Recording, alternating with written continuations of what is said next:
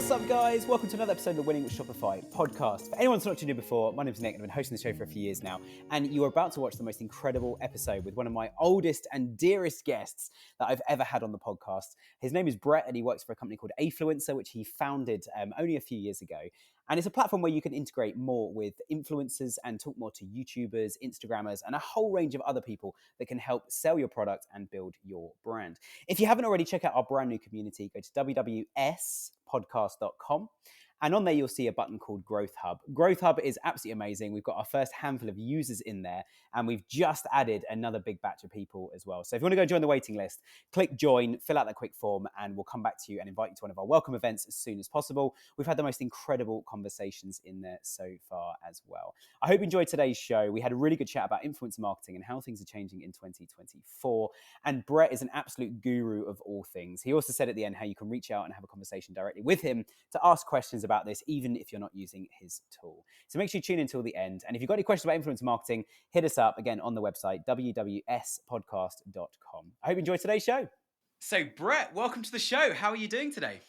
Well, thank you, Nick. Doing well. Thanks for having me back. And a lot of new things going on in the influencer world here in 2024. I don't think we've spoken yet. So year to date. Yeah. So excited to chat with you about all the new stuff that's going on. Yeah, well, I'm super excited. And as you say, there's so much going on in the influencer space. And I know you guys are evolving your platform as well. And for anyone listening, I've just said this in the intro as well, but I'll repeat it now. We're so excited to be partnering with Afluencer as well. So we're going to talk a little bit about what Afluencer is. And then most importantly, which is the big thing that I know so many of you guys are asking us about at the moment and looking for online. And I've written down exactly what it is. And it's you guys are looking for what is a Shopify Influencer Marketing Strategy for 2024. And as Brett's just said, which I think you're absolutely spot on there, Brett, like so much is changing, especially in the influencer space. You look back 10 years ago and it was like all these YouTubers exploding and loads of Instagrams here, TikTok's doing some crazy things. But before all of that, give us a quick overview. If anyone's not seen you on the show before, and obviously you've been here a few times, which is great to have you back. If anyone's not seen an episode previously, tell us about Afluencer and what you guys do and how it all fits together. Yeah, sure. Afluencer is a easy app that you install for influencer marketing on your Shopify store. So it's something that you could run in parallel to something like Shopify Collabs, which I know many people are familiar with. What we do is we match up brands with influencers, especially micro influencers, nano influencers, those types of creators who focus on a specific interest or niche. So for example, if you have a beauty store and you're looking to get some traction and you're kind of scratching your head about why is AdWords so expensive? Why are Facebook ads so expensive? Do I really have 5 years to invest in SEO when AI might take that over anyway? And you're thinking, okay, the influencer thing is the way to go, but how do I do that? Do I go out? Do I DM random people on Instagram? We're an app that kind of makes that simple so that you can just post about your brand. You can install our app and post what we call a collab, which is basically a partner opportunity. And then we send influencers to apply to you. You can ship them product if you would like to do so. And then they're going to create content on all these platforms. So Instagram, TikTok, X, YouTube, even Facebook, whatever you're looking for. These are things that you define. And then we just kind of fill your pipeline with potential partners for you to chat with. Amazing. And I have to say, you've just dismantled the two services my agency offer, and I don't even disagree. I think, you can still make money, obviously, from Google Ads, but it is, as you say, really expensive. And you're trying to drive traffic and build awareness, especially in the earlier days. And I think you guys have this amazing ability at Afluencer, don't you, where you're working with the nano-influencers and micro-influencers on a very small level. And as you said exactly there, it's not you've got to pay Kim Kardashian however many billions of dollars to wear your product or sneeze on your handkerchief or whatever it might be. But actually, you can work with some nano-influencers right the way up to, you guys do have some bigger people on the platform as well, don't you? It's not just exclusive to smaller influencers. You could actually do something much bigger and a bit broader, maybe with like 3 or 5 larger influencers with larger audiences. Yeah, exactly, Nick. Yeah, you can definitely scale up the strategy as you go. I definitely recommend, probably if you're new to it, starting with the nano influencers, because the key to marketing, and as you know, is you need to figure out a few things that are working, right? So whether that is AdWords in terms of a strategy or influencer, something that you want to try. So the lowest risk thing is going to be to try with the nano influencers who you can work with either on a commission basis, so you could apply an affiliate program or launch a new affiliate program, or the pay per post is going to be moderate under control, right? The rates, going rates here in 2024 for these influencers, a nano, you could get their attention for like $25 or $50 a post. So you could hire 5 or 10 nano influencers and test that out. And then, as you said, Nick, then you want to scale that up, and you could scale it up into the micro level where you've got 50,000, 100,000 followers. And yes, we do have people with several 100,000. We do have people over 1 million, but it gets a lot more expensive, and you're targeting in terms of the followers that you're reaching on the other end. It gets more spread out than I would probably recommend. So I do think that sweet spot is kind of that nanos and then micros, kind of up the chain there. But we don't recommend going too high, because then, as you mentioned, you get into that Kardashian zone where you're paying through the nose, and it's just not that targeted. And if there's one thing we want to do in the modern day, 2024 marketing, we want to be very, very focused on what we're doing in terms of our outreach. Absolutely. And I think if you're a business that has a product that solves a problem, you're unlikely to say everyone. You're probably likely to say it's for, and then you explain the target group. And I think that's the beauty of smaller nano and micro influencers. And as you say, if you're new to this as well, you've got that beautiful opportunity actually just to work with like one or two where the costs are low, the stakes are low, you can make a few mistakes. And actually, if it doesn't work, it's not the end of the world. If you sent a product out, or it's a small £50 for the post or something, or $50 just to get you started and sort of see what happens. Now, if anyone's not caught our episode previously, then do go back and search through the archives, because Brett, you gave such a beautiful, and I'm going to ask you one question about this, and I really want to talk about that 2024 strategy. Just because we've done that episode, other people go check it out and hear what Brett said, actually about how it all works, how to enter into this, the pitfalls, the problems. But one question I just want to ask quickly, because I think this puts everything in really nice stead when we talk about the influencer marketing strategy for 2024. What is it when you say micro, nano, macro influencers? Like, is there a certain range in that? Because I think it's important just we get that key as we then start to talk about some of the strategies that brands are adopting this year. No, good question, Nick. You're seeing these terms that almost get thrown around now, especially micro, I think was the hot Well, one, and we've then got the nano is almost acronyms the in new my world. micro. Right. So, Yeah. so, so what are these definitions? Mm. Well, loosely defining, again, current year in terms of our influencer marketers here, we're looking at about up to 10,000 followers or so for a nano influencer, and I would define that as the number of followers on Instagram as sort of the home base. Now, you can find people who they've got the whole TikTok presence and not as much on Instagram. I would say the default for Shopify store owners, Shopify marketers is going to be to look at Instagram as kind of that bellwether of social media still. So when I do these definitions, I do kind of tend to talk in terms of Instagram followers, saying that that's kind of and these things kind of translate over to the other platforms. So about up to 10,000 for the nano influencers. Then the micros are going to be 10 to 50, almost 10 to 100 or so. And then you get into the funny tiers where you could have a macro influencer of 100K or more.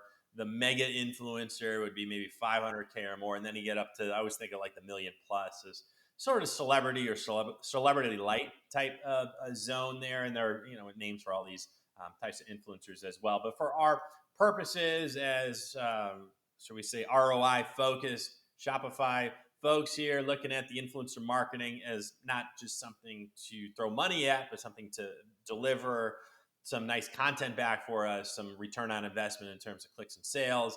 Then we're looking at about up to 10K for the nanos, and I would say for the micros in that 10 to 50-ish range, up to 100K. Probably the best ranges there in terms of value. Yeah, absolutely. And I think it's important to keep that in mind, because I know it's something you guys have defined at that level, but what I don't want is us saying like a nano influencer in a brand going, oh, that's of no interest to us at all. So I'm going to ask a sub question quickly as well. And this is something that a client did actually ask recently, and I've told them to go and use Afluencer as a sort of starting point.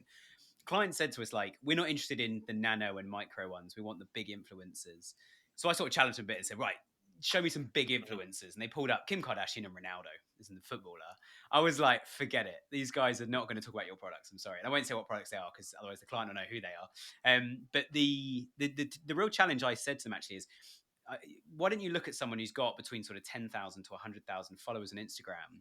And they sort of said, we won't get any traction. And I said, well, have you looked at any? And they would say, yeah, we have. And they showed me a few, and they looked at them and said, but they're getting no likes, no engagement. I said, that's exactly the point. These are not the guys you really want to work with. And so how important is, I mean, obviously it is important, but how far do you go with that, Brett? Like that engagement piece when you're looking at who to work with. Again, flowing that into what we're about to talk about, which is the strategy for this year. Yeah, I know. I think you nailed it. I mean, I think engagement is everything because that's the best leading indicator we have in terms of how effective partnering with someone is going to be. So we need that engagement rate to be good. And the engagement rate for our listeners new to influencer marketing, so that's typically defined on someone's Instagram profile, for example, as the number of likes and comments that they're getting on a given post. So that's the engagement. That's how enthusiastic their followers are. So we have a rating where we do split that out. We say, okay, this person has 10,000 followers and they have a 3% engagement rate. Now, is that good or bad? That's kind of the next question I'm going to ask. 3% good or bad? Well, it depends. If you have 10,000 followers, that's pretty good. If you had only 1,000 followers, that would not be as good. And if you had 1,000,000 followers, 3% would be awesome. So the engagement rate does tend to decline as the number of followers increases. And that's because the followers just don't know you personally. It's more than your mom and your grandma and your dog that are following you and liking and engaging on every post, right? So we also look for engagement rate per the number of followers that they have. And that's something we split out in the app where we've got this chart and we show where the influencer is with respect to every other influencer on the influencer platform to show where they are with that. So that's something that, yeah, engagement is really everything that's really in this world, which is very imprecise, which is good and bad because it means there are deals available. There are good deals available with influencers, and there are very bad deals available, as your client found with the 0% nothing happening. I mean, those are partnerships that are almost guaranteed to not really do anything. So the first and really foremost thing you want to look for is going to be that engagement rate and to make sure that it is at least average for the number of followers that they have to better yet Mm. above average. Yeah, yeah. And obviously engagement is the key here. It's like I wouldn't pay for an advert on Google Ads if no one engaged with it, if no one clicked on it and landed on Mhm. my site. I would go, well, it's a great advert and no one arrived. What a waste of time. And so I think it's the same with influencers. Now, we're going to talk about Shopify Influencer Marketing Strategies for 2024. That's the title of this episode. What I think trying to think, what is a good place to start with this? Where do we go? And I had one idea, which actually I don't think we're going to run with, guys, but I'm going to say it anyways. Go channel by channel. And the reason I'm not going to do that is I started making lots of notes and going, I could ask Brett about this and this and this. But actually, talking to a couple of you guys in our community, which is a shameless plug, go and join our community. It's amazing. The conversations we've been having in there are absolutely incredible. And we just put our third group in there as well at the time of recording this. But yeah, in the community, I asked about influencer marketing the other day, and a lot of people were saying they're really struggling to do a multi-channel influencer strategy. And the first question was, why do you want to do that? And there was kind of like almost a step back of like, well, is that even the right thing to do? So I'm going to ask you a really broad, open question to kick us off on this topic, Brett. What does a strategy look like this year? Like, what trends are you seeing just from a strategic level that brands are adopting, trying to achieve, or the way they're approaching what's going to happen? Sure, yeah, the savvier Shopify marketers that I'm speaking with, and again, it's evolved in the Mhm. 2024 plane here, but definitely people in the know that micro influencers are kind of where it's at, and those are where we're seeing the best results. Is just the people who are they've got that following, and I think you spoke to it earlier, Nick, with the specificity of the account. So, for example, we have a brand owner who sells these poop bags for dogs that after they poop, you can put them in. And it's like hospital grade stuff, and somehow it doesn't smell, and it fits up to 6 poop bags, and very very cool product, right? And I was very fascinated as we're doing the I'm talking with her, and our my dog's next to me, her dog's next to her. We're talking about these poop bags, but I'm telling her, I'm like, the key here is like we want influencers who their dog is their feed. Like we don't want someone who just happens to have a dog and you see them once in a while. You want the entire Instagram feed is their dog. We want the dog's name. It's got to be Chloe, or we want to know who this canine is.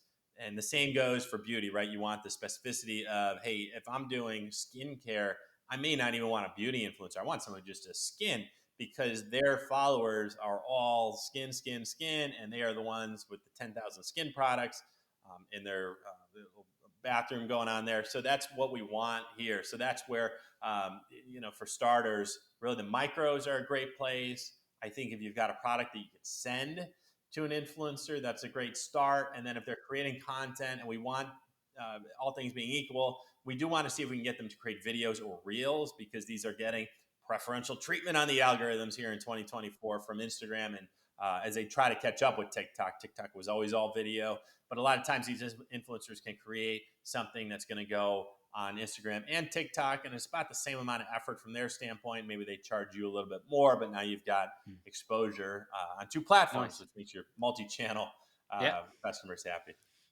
Absolutely. And the thing I wrote down to that actually is like you've just there's a character and a story there.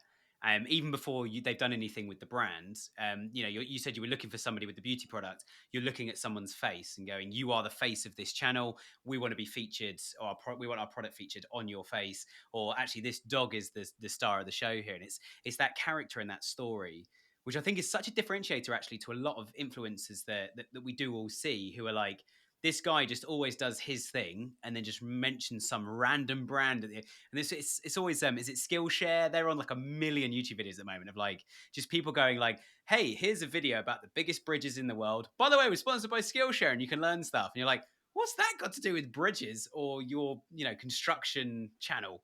Like it makes no kind of sense. It's a good little plug, but they're at a very different level, I think, to where a lot of the brands are that you're talking about. And I think that's a really key distinction of most of us, I think, need that character.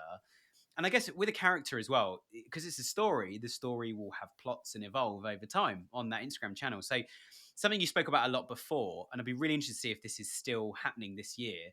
You spoke a lot before about how a brand can build a relationship with an influencer, so it's not just a one-time, one size fits all type approach.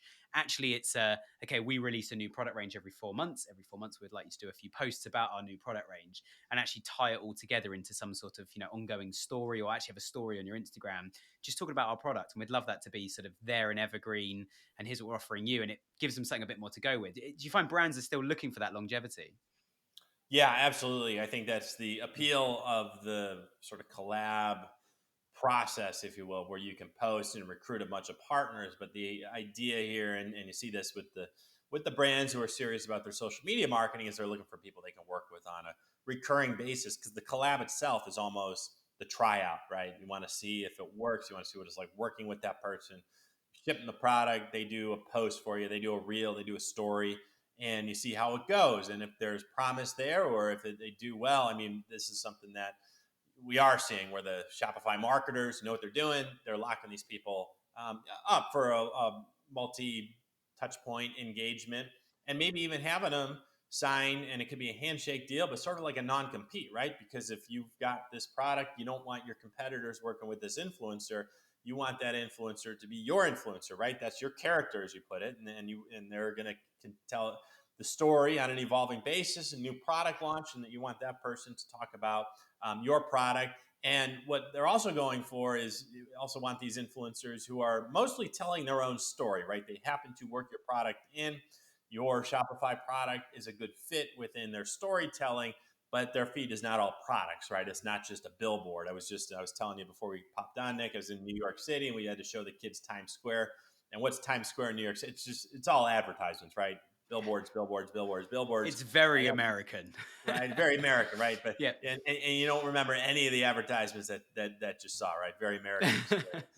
So that's what we are not going for. We don't want the Times Square of Instagram feeds, right? We want the person with the story, and we want them to be our person so that they can continue to tell that story. And I think another trend, while we're on this topic, Nick, that we're seeing, again, this is more of a 2024 thing. I think if you go back to like 21 or 22, a lot of these brands want more control over the content, and they would want to maybe boost the post themselves and have the influencer send them the video or the reel, or give them access to their account and boost.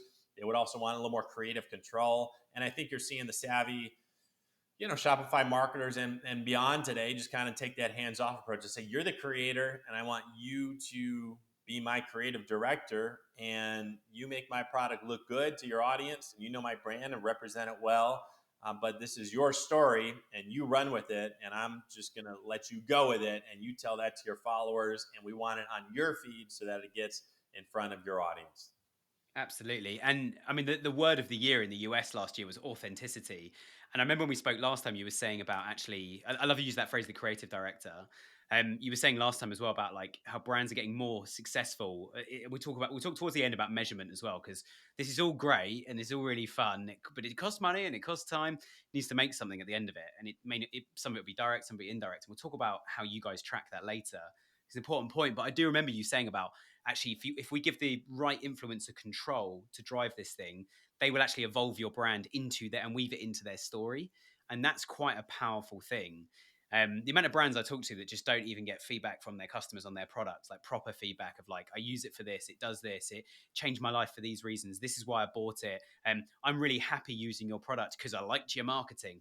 The product is the same as all the others, but I liked your marketing. And then they go, do you know what? We make the same ROI if we do the advert in a boring way instead of a fun way, and it's cheaper. And then they've killed something they didn't know existed. Whereas if you work with influencers, you get quite a lot of that direct feedback very quickly, both from the influencer, but also from likes, comments, shares, messages you get, or things the influencer feeds back to say, yeah, I did 3 posts last week about your product or weaved it in something I was doing anyway. You know, I was out in the park with my friends. I used your waterproof Bluetooth speaker. And I've been measuring the hours, and it's currently up to 2,000 hours, and I still haven't charged it because it's got a solar panel on it. And all the kind of featuring all the stuff. I did that and my audience said this about it, or actually I only got this many likes, or actually I got more likes than normal. It really pops when I talk about your stuff. All of that is so powerful, isn't it? So I guess the question really, not talking about the overall campaign tracking, but how do you gather some of that information without having to sort of sit there? Say you've got 100 nano or micro influencers, you don't want to sit there and go through 100 channels on a daily or weekly basis to see what have they posted, when are they posting, read. How else can you kind of start to collate that data? What's a good way to manage whether that communication with the influencer or just finding out yourself? Yeah, good point. Yeah, I think if you're looking to bring it all together, then that's where an affiliate tracking type system would come into place. And a lot of our Shopify listeners, may already have one in place. There's a lot of great apps in the Shopify App Store. Lead Dino is a company I started back in 2012. We sold it in 2021, so I'm not involved anymore. But that's what we did, was just tracking this stuff, right? So you had links and you had store codes and the ability to assign, and you could have 100, you could have 1,000 affiliates. I mean, I ran our own affiliate program through our software, and I had 3,000 different affiliates. So I had all these links and stuff, and that's how I was able to track and see who's selling, right? And you see it all in one nice dashboard. So if you've got the affiliate program going, it's a pretty nice dovetail into the influencer world. On our side, from an influencer standpoint, I mean, you will see more coming out in the coming months and years in terms of the tracking. But today, in terms of the maturity, I would say, of like a platform on the tracking standpoint, a lot of these affiliate tracking apps, and again, there's a million of them today in the Shopify App Store. 2024 is just kind of, you're flooded with them. A lot of them are good options, and they give you the link and they give you the referral code that'll let you break down the tracking. So if you've got if you're at that level where you've got 100 or you've got 1,000 partners out there, you can just have it all coming in. And I think that's an advantage also of maybe motivation to also take the opportunity to launch an affiliate program, because you kind of do this stuff side by side. And I do encourage our Shopify store owners and marketers to say, hey, why don't we just do a separate collab that has an affiliate offer, and we make that wide open? We're going to cast a really wide net, but you're already on our platform. Why don't we just recruit hundreds of affiliates for you while we're doing this recruitment, looking for these nano or these micro influencers? So then that can all flow through the same tracking network. Yeah, and I think it's a key question, isn't it? Because part of the brand message from you guys and from you especially is actually working with lots of nano and micro influencers. You get such better response, and you get so many more people invested actually in what you're trying to achieve. It becomes a win-win. Whereas, yeah, when you go for like, let's just choose 5 influencers but big ones. I've had so many, even just this year, talking about influence marketing strategies in 2024. I've had at least 3 or 4 clients that have gone, oh, we've got this really famous person who is well known for this. They're going to endorse our product. And like we're recording this in July, and I'm sitting here going, I still haven't really seen anything. They shared a couple of links on their X account, Twitter, for anyone who's not read the news in the last 2 years. But yeah, they've shared a couple of links, and that's kind of it. And we use their face on our website, and I'm like, we're just missing a trick. Like, I actually think it's the wrong influencer. If they're not going to engage and they're not actually going to do stuff with us, then it's the wrong influencer. And I think it's hard for me because I sit here and look at Google Ads all day, where it's like, I increase that bid or that budget and clicks come in. Whereas influencer is so different, isn't it? But I just want to jump back to that authenticity point because I think it Mhm. relates to that particular client I'm thinking of that's got three or four influencers that just they do nothing, and the smallest one has delivered I think it's like 200 sales a month to our client, just that one. And you're like, that's a good amount of sales. That was a fantastic investment, and they've got a small shareholding in the business. Maybe they should have done that with the other guys. Done something similar with that affiliate scheme. But the authenticity bit, I think, making the influencer well, they like to be called content creators. The ones that I've asked, it was almost unanimous. So the content creators, they like to be the creative directors, as you said earlier. But I think it adds that authenticity, doesn't it? Because it's so we all know those people we follow, that our inspirations, idols, or people we're just generally interested in following on Instagram or TikTok or something. And that authenticity, you can just see straight through them when it's like, hey, I got this amazing new SIM card for my phone on this network, and I get this much data for this much money. And you're like, this is just so unnatural. Whereas if you make them the creative director of it, they might go, how quickly can I use this much data? And it's like, okay, I've had to stay up for 3 days solid. I made it a challenge. If that's the kind of thing they do on their channel, it's now become more organic. It might be something that you as the brand wouldn't necessarily ask them to do or endorse because it might be unsafe or whatever. Actually, it's way more creative doing that, I think, and having that approach. And is that what you mean by making them the creative director? Is that Yes, authenticity, make it your own? exactly. Yeah, 100%. And great point on the creator nickname. I mean, Mm, that's why they're called creators, because that's what they yeah. do is create, I right? always forget those, so I suddenly Yeah, remembered and thought and we should that's call where them I think that. it's evolved from.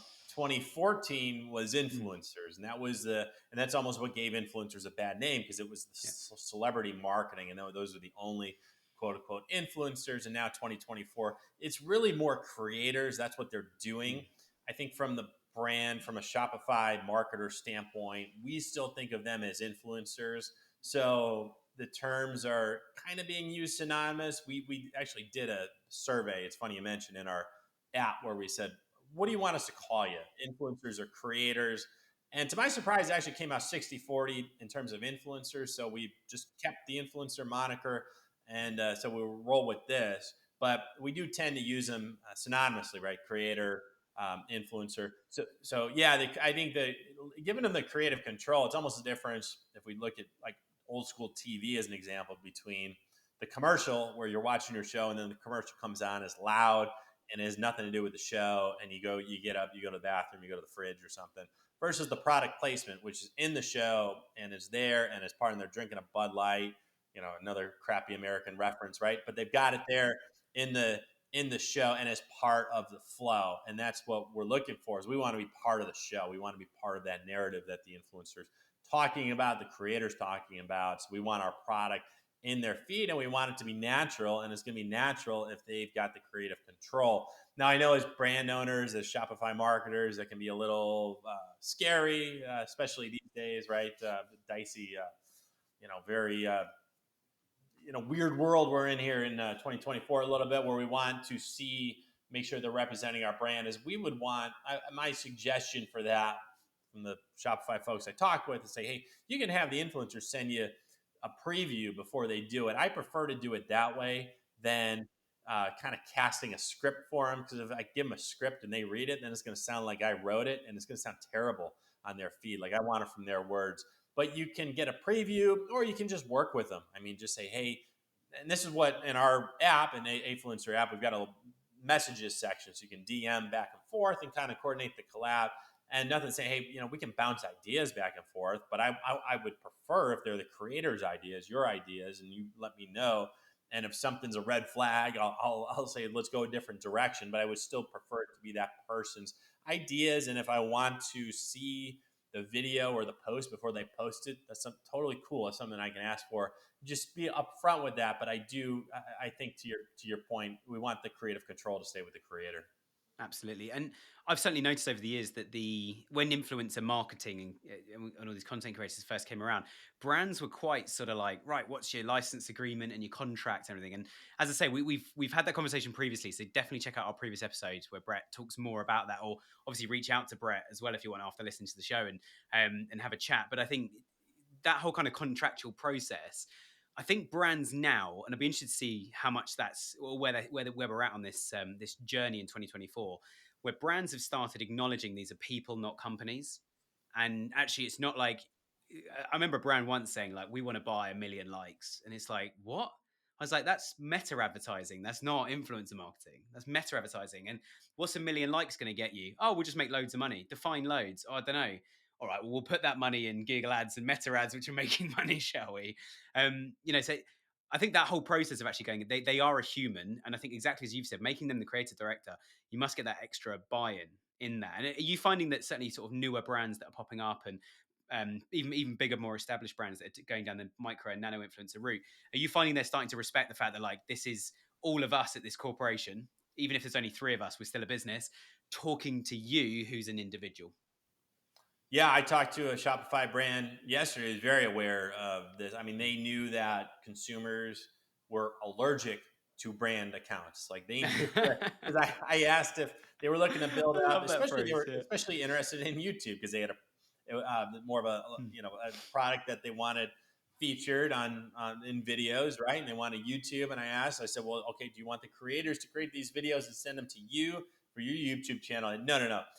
Very good recognition. They said, this, again, something different. And it's been coming down the pike for a while, but 2014, maybe you trusted a brand account. 2024, people are absolutely allergic and trust nothing coming from a brand account. And that includes, like you said, it could be a 3-person company. It could be your own Shopify store, but it's a brand and it looks corporate. And at the end of the day, people don't trust it like they trust an individual. So that's why having this content come and be posted from the individuals, that's sort of the word of mouth groundswell approach. And yes, it takes a little bit of hands off, which I know drives us crazy as We all marketers. want Because I control. Yeah, yeah. right. I mean, Yeah. same. I grew up on the Google AdWords side, right? You know the ROI of every click. You know what it's getting you, and you can retarget. And you can do all this great stuff. And this is hands off, and it's more imprecise, and it's a little terrifying because there's no way to specifically measure this. But that's where we've got the affiliate tools. That's where, as you mentioned, Nick, if you got these 3 big influencers and they're posting on a certain day, I will say usually the effect is going to be more or less immediate. So if you're putting a lot of money with someone and they post on a certain day and it's crickets, that's probably going to be the future. The exception might be like a video or a reel, which could maybe go viral after the fact. But we are kind of looking for that result early on. But anyway, as an aside, I would say that this is just you want to give the creative control to the individual because you want that post to come from the individual because that's all people trust. People know that brands are full of BS today. Yeah, That's yeah, absolutely, absolutely. And again, just trying to stick on the topic of strategy, as much as I love going on tangents. Another thing I thought would be worth talking about with the strategy is obviously every influencer you work with has got some sort of cost. Some of them will just take a free product. Some of them will ask for money. What are brands doing from a cost perspective? And obviously, it's totally relative to the business, but how much are they investing in this at the moment? As in, are brands trying to go, let's just give out free stuff, and that's a real push at the moment to keep that authenticity, or we'll pay you once we get to 5 posts, challenge accepted? Or do you find brands are actually a bit more forthcoming now, going, all right, let's just test out 30 influencers all at the same time, we'll pay them all, and whichever one works, we'll invest our chips with them? yeah, we're starting to see that for sure from the more sophisticated Shopify brands, right? So they're recruiting a bunch of influencers, and I think they realize that the free product is kind of the baseline. It's nice, but really, if you want to be a step ahead, because it's getting competitive out there, because you're competing with other Shopify stores for these influencers' attention. So if you post your collab and it's commission only, or it's product only, it's going to be tough to rise above because honestly, it's just one of those things. It's potentially a dime a dozen. I'm not saying it's not worth doing, but for the brands who are really serious about, hey, we're going to go out and we're going to get some influencers and we're going to kickstart our influencer marketing strategy here. That's what they're doing. Is they're doing maybe some commission, maybe some free product, but they're also doing a little bit of pay per post. And that's what they're saying is like, hey, we're just going to hire 10, 20, 30 people and we're going to do this and we're going to find who works and we're going to offer some money up front because anyone kind of worth their salt in the year 2024 likes to be paid up front. So we're going to do that, and we're just going to invest this money, and it doesn't have to be a king's ransom, but we're going to invest a few $1,000s, $1,000, $2,000, $3,000 into this, and we're going to then just get some real data that we can then use. So we're not going to, we're not going to sort of soft pedal into this. We're going to go for it, and we're going to do that. And really, adding the pay per post component, even if it's modest, can help set you ahead of your other Shopify powered competitors. Yeah, yeah, absolutely. And I love that. I just had a sudden flashback as you were saying that to when I briefly, similar to you selling your last business, I'd sold an agency, and before I started what is now my consultancy today, I was in this like freelance period, and I remember in the same week getting three people reach out, and I thought I'd won the lottery. I was like, "Wow, three big contracts! This is amazing." One of them said like, "Can you come and do a proposal for us?" Like, yeah, yeah, fine. And then they gave me a list of all the stuff they wanted in the proposal. I was like, this can take me like 2 weeks, guys. Like, I need to charge for this. Is it? There's a fee attached. And they basically said no. And I remember saying to them, like, well, if you're not paying for it, I'm not doing the work. It's quite simple because I'm going to answer half the problem here anyway. And they twisted my arm and twisted my arm. And I still said no. And that was the end of it. And they did come back to me a few months later and say, like, oh, we want to do it. And I said, well, my price has gone up now because I've only got 1 day a week free. I'm busy the rest of the time. There was a second brand that said like, where do you start? What would you charge to do the first piece of work, and do we commit long term? And I said, no, we'll do one piece of work and I'll show you how good I am. But the fact they were offering cash, and it's not just the money, but it's like I have bills to pay and it's going to take me time. So that one straight away, I was on the phone with them asking them a ton of really what I thought were really smart questions, and I've evolved those questions over time. Like, what are you actually trying to achieve here? And then the third brand came to me and said, we have this amount of money, and we want to do this project. Do we need to increase our budget? Is it achievable? What's the time frame? What do you think you could deliver for that? And I remember that certainly the latter two. I remember those two. I was so excited by it because I was like, they're investing in me. Well, they're offering to, as long as I can come back and prove to them the investment's worth it. And I think exactly what you've just described is exactly the same principle of actually we're happy to invest in this and do it properly. There's nothing worse. And I mean, you've worked in advertising and marketing for years, Brett. We must have heard a million stories each or been involved in them where like brands or people who work in, marketing managers. I need to be careful here because you are my audience. I don't want to make you all sound like cretins, but the amount of times we've had someone who goes like, oh, we tried this thing, it doesn't work. Like A/B testing doesn't work for us. I'm like, there's never been a less true statement. In fact, I could prove you wrong with an A/B test on your own statement. But I think it's just people say like, "Oh, our customers don't want to fill out a feedback survey," and it's like, okay, well, your business isn't working properly. That's a symptom that your business is not working properly. Or when people, this example exactly, influencers don't work for us. We paid $20,000 to an influencer, and we got very little back. Well, that as we've digested here, and you've explained really well several times in the podcast, but that is inherently a bad strategy. It's all your chips in one complete hand, and if that hand doesn't win, you're absolutely screwed. That $20,000 is gone. And so I think it's so much more beneficial having that breakdown of micro influencers, nano influencers, where actually you can work across the boards. And so I guess a question about your platform then is when people are looking for these, looking for influencers and looking to get in touch with these guys, how does it start? Like, do people need to come into your platform and go, right, we've got $5,000, let's go, or we've got these 100 products we can give out? Or actually, is it better to go into those conversations and go, let's see who's out there first and who feels like a fit, and use your platform to find them, and then kickstart those conversations? Or is it a bit of both? Or is it something completely different? Yeah, I think the latter one, where you can just kind of get into it, and then the nice thing about influencers is that the conversations are not necessarily binding. So the workflow would be, you create your collab and the criteria that you're looking for. Right, we're looking for US based or UK based, and here's the interest that we're looking for. We want 10,000 or more followers, and you set all your criteria. Female, age 30 to 60, whatever your end customer is, right? We want that perfect customer, and we're going to reflect that in the criteria. So we set that, and then influencers apply, and then you accept them. The nice thing is that the acceptance is not binding. So that's where you can decide. Maybe your baseline was to send out free product a little bit per post, but someone comes in and they're higher end and they're going to be a little bit more per post, but it looks like it makes sense, right? So you can make those decisions on the fly when you're talking with someone. So I think the important thing is to get into it and keep yourself open to these scenarios. And then if you find out, hey, I'm all over the place in terms of what I'm trying to offer for this one collab, then you just create different collabs. And that's a nice way of, I think, segmenting your efforts, where you could have your affiliate bucket here. And this affiliate bucket, we're going to invite everyone, we're going to accept everyone, and we're going to give them their affiliate link, and we're going to set that up in the welcome message, right? And this is just going to scale, because we know most affiliates don't do anything, but a few do, and it's no real money out of our pockets. We're going to automate this and just scale it. And then the nano, micros, and up, those are the people we're going to handhold, and we're going to work with that. But then you could also split that up, right? where we may want the nice thing about, again, splitting up these collabs, you could say, hey, this is up to $50 a post. So when someone comes in and they want $500 a post, that's where you say, well, this was a $50 collab. This is the budget that I have.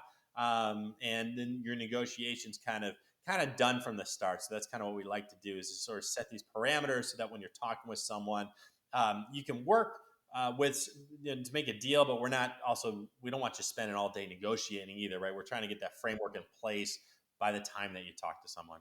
Yeah, which I think is really powerful because I mean, there's lots of tools, like you said earlier. There's lots of tools that can do affiliate marketing. There's lots of platforms you can find influencers. I think that value add from you guys of actually like let's have a plan before we dive into battle here with the negotiations. And you're absolutely right. No one wants to sit negotiating for ages. And I guess we spoke about analytics. So we sorry, we said we were going to talk about analytics. So let's talk about analytics. How do people track this stuff? You mentioned affiliate links earlier, but in terms of your platform, obviously you can manage all the influencers within one place. So I guess you log in and you can see these are all the live things we've got running with all of these people. How do you start to track some of that activity? Like it's certainly back to ROI and saying like, okay, somebody has clicked on a post that one of our influencers has posted about our product and they've purchased it. How do you track that right the way through? Yeah, so that's where we want the influencers, again, when they post, they're going to send us a message in the platform. And what I recommend to our brands, and again, one of our top influencer marketing strategies here for 2024 is to, they post, and then generally you'll pay after the post goes live. And that's something where, okay, let me know when you post. Sometimes I'll pay half up front, half when the post goes live. But regardless of what you work out, when I'm working with that influencer, they post and then they're going to send me the links, and that's going via our messages. And I want all the links, right? I want to see the story. I want to see Instagram. I want to see all the links that they got out there. I will also, and this is maybe not a direct ROI thing, but while we're on the feedback subject here, I also ask for reviews wherever we're looking for reviews, because they've just done some work for you. You just paid them. Everyone wants more reviews somewhere, whether it's on your Amazon store or site or some third party site. So have the influencer help you out with a review also, and that's something that that That's just kind of nice. keeps I building like that.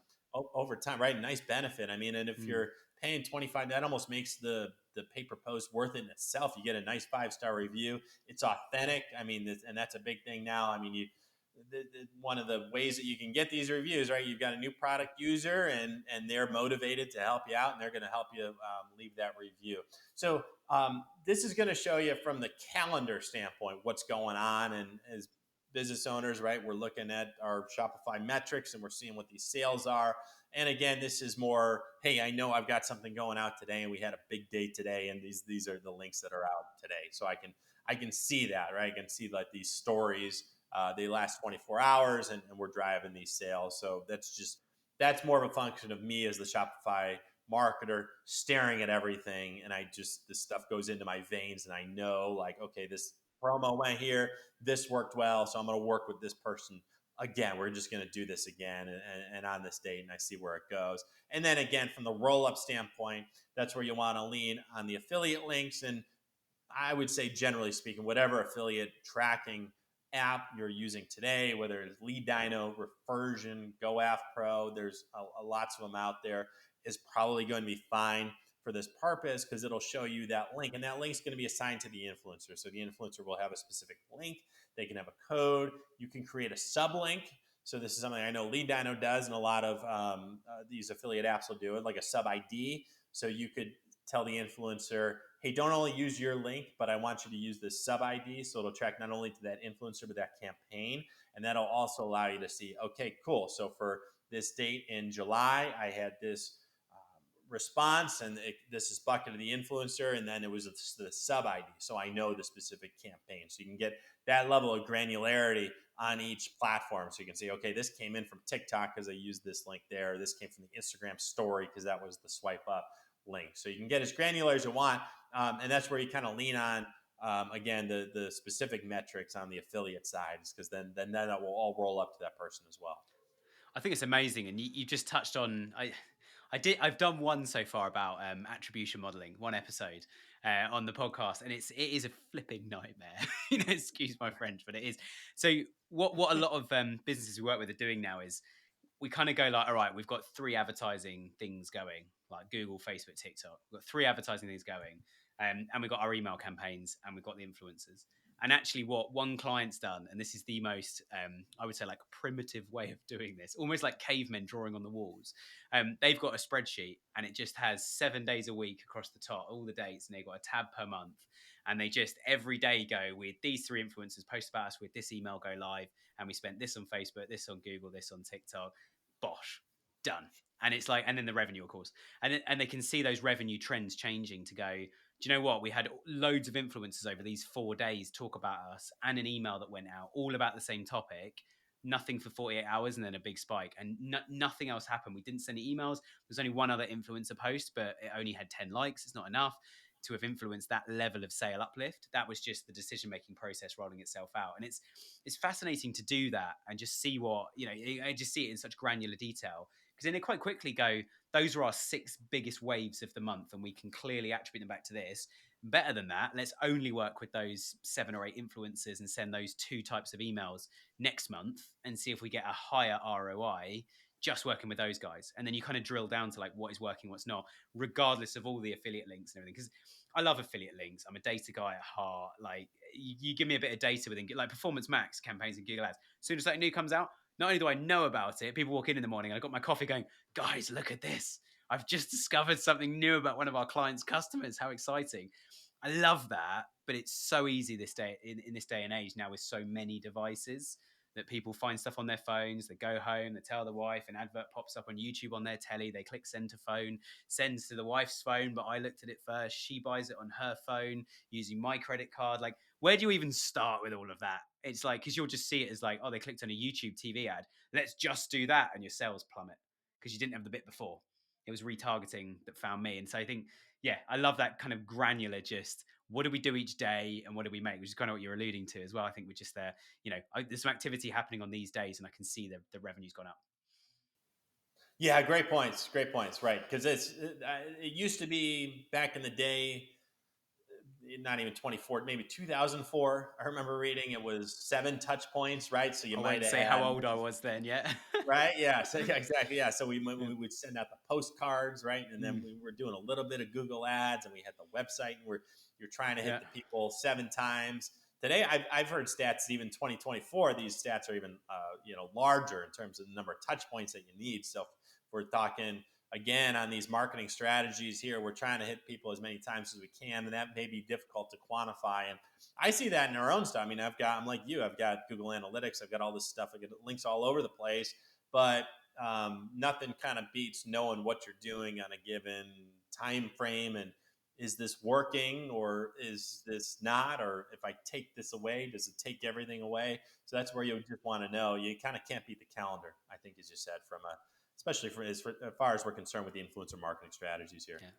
Absolutely. Well, look, let's come into land here. I say that every episode towards the end. It's becoming a bit of a catchphrase. I'll come up with something new soon, guys. But yeah, we'll come into land there. If people want to reach out and use your amazing tool, and just to say, like, Brett is one of our sponsors, but we're calling them partners now because we're not just taking the cash from Brett and the team. It is a really good tool. The reviews on the Shopify App Store are amazing, and you can go and download it. And Brett, there's a free trial, isn't there? If they go and add it to their store, add the Afluencer app, there's a free trial they can use as well just to test it out, isn't there? Yeah, exactly. Yeah, thanks, Nick. Yeah, it's 30-day free trial. So Afluencer app, Shopify App Store. So go ahead and put Afluencer, and that'll come up. And yes, 30-day free trial. So you can get going as fully functional on that free trial. So you can get rolling. You can download the app. You can post a collab. You can start talking to influencers. And if you like it beyond the 30 days, it's $49 a month. And again, it's one of those. It's easy to can't. You just uninstall the app, and that'll take it out. If you need help, you can contact us. I do lots of Zooms with our Shopify marketers. Happy to kind of talk strategy with you, where we can share screens. If you want to share yours or mine, and kind of go through. Sometimes it's helpful to talk to the mechanics of, hey, this is what we're seeing working in your industry, right? So we can almost do a podcast like we've been talking today, but with the specifics of, hey, this is what I see working for stores like yours. So maybe Yeah, this is nice. what we try. Yeah, amazing, amazing, and also a massive thank you for sparing the time to come back. You've just been away for a week or two as well, Brett. So I appreciate you jumping on so soon and chatting to us. So yeah, thank you so much for your time. It's been great to interview you today. Yeah, thanks for having me back, Nick. Always fun chatting with you about marketing.